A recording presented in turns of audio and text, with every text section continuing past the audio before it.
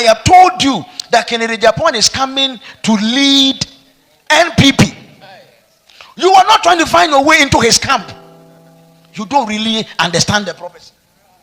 But if you understand the prophecy, you'll find your way to belong to Kennedy Agyapong's camp. So many don't understand. One day someone came to sit in my house and he said, tell me who will win the election in 2016. Tell me who will win in 2020. Who will win in 2024. Who will win in 2028. And I said, let me tell you, 2016, this guy then was a die-hard NDC guy. I said, 2016, Akufo-Addo will win. Akufo-Addo will win 2020. As a businessman, he became neutral. So I said, all right, I don't belong to any political party. You know, I'm this. What he benefited during MPP's reign. Now, it says Mahama has come. I am seeing him also there.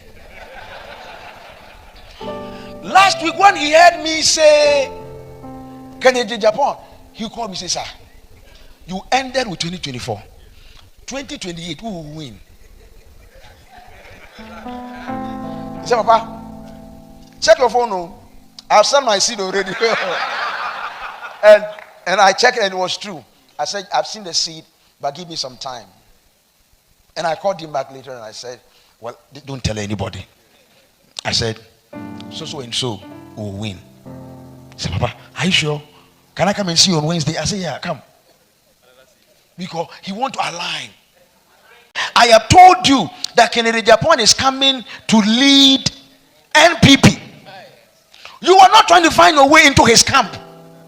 You don't really understand the prophecy. But if you understand the prophecy, you'll find your way to belong to Kennedy Agyapong's camp. So many don't understand. One day someone came to sit in my house and he said, tell me who will win the election in 2016. Tell me who will win in 2020. It is with deep humility that I stand before you at this year's Sankofa National Prestige Honor. The Sankofa bird, looking back while moving forward, carries in its beak the precious egg of wisdom. It teaches us that the future cannot be secured without drawing on the lessons of the past. Tonight, I do not speak for myself alone. I speak for Ghana and for our heritage, our struggles, our triumphs, and our possibilities. I wish to reflect on who we have been, where we now stand, and where we must go if we are to build a nation rooted in patriotism, honesty, discipline, and love. Our ancestors left us with treasures greater than gold and cocoa. They left us with virtues. They built society where truth was honored, where community came before self, and where discipline governed both the farmer's field and the warrior's duty. We say in Akan, so refi now Sankofa yinchi. It is not wrong to go back for which we have forgotten. That is Sankofa. At independence, Dr. Kwame Nkrumah and his generation embodied this spirit. They fetched from our traditions of resilience and unity to light the path for freedom. They taught us that patriotism is not a slogan, but a sacrifice. That honesty is not leadership, but builds trust. That discipline in governance turns dreams into reality. And along the way, we have sometimes forgotten. Corruption has weakened trust. Division has stolen our unity. Short-term thinking has crippled our long-term vision.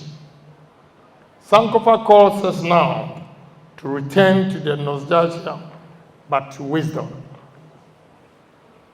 Fellow Ghanaians, let us be honest with ourselves. Ghana today is a nation at a crossroads. Our economy is strained, with too many of our people struggling to meet daily needs. Our young men and women, full of creativity, too often feel that opportunity lies abroad and not at home. Our policies have become more about competition for power than collaboration for progress. Above all, trust in leadership has weakened. Many Ghanaians believe the system no longer serves them fairly. This is the reality we must face, not with despair, but with determination. For if we are bold enough to acknowledge our challenges, we are also strong enough to overcome them. One of the greatest enemies we face is corruption. It is not just the theft of money, it is the theft of hope. When a young Ghanaian sees leaders enriched through dishonesty, he loses faith that hard work pays. When a farmer sees resources misused, she loses hope that government cares. If we are able to rebuild Ghana, we must first rebuild trust. And trust comes only when corruption is confronted without fear or favor. This is not the duty of leaders alone. It is the duty of all Ghanaians. The traders in Makola who refuses to cheat her customer. The teacher who gives his best even with limited pay. The civil servant who serves without taking bribes. Together, we must insist that corruption will not define us. Sankofa reminds us, let us fetch back honesty and transparency, for without them, no nation can stand tall. To the young people of Ghana, the egg of Sankofa is in your hands. You are the future of this nation. But more than that, you are the custodians of today's choices. Do not be deceived in thinking shortcuts bring success. Do not let corruption become normal in your generation. Instead, dare to be different. Dare to live with honesty, discipline, and patriotism. Create jobs, innovate, and hold leaders accountable. Remember the proverb, Tikro enko ejina. One head does not hold counsel, as Nananum will always say. Ghana needs your ideas, your energy, and your courage. You are not just tomorrow's leaders, you are today's builders. Fellow Ghanaians, leadership in our country must be redefined. Leadership is not about privilege. It is about principle. It is about few. It is about the many. The leadership listens to the farmer in the north, the fishermen in the Cape Coast, the market women in Kumasi, the nurse in Tamale, and the students in Accra. True leadership unites across party, tribe, and generation. True leadership sacrifices comfort for service. Let us demand leadership that embodies patriotism, honesty, and discipline. Let us demand transparency and love in governance. For these are not luxuries, they are the pillars of national survival. Ladies and gentlemen, in closing, as we celebrate today's Sankofa honors, let us not only look back with pride, but also look forward with determination. The Sankofa bird reminds us that the wisdom of our past must guide the strength of our future. Let us fetch back integrity, patriotism, honesty, and discipline. Let us apply them to our economy, to our politics, and to our communities.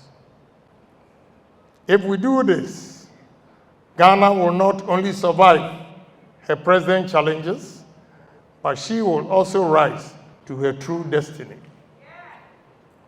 A nation trusted by her people, a nation respected by the world, a nation where the youth need not run abroad to find opportunities that can build their dreams here at home.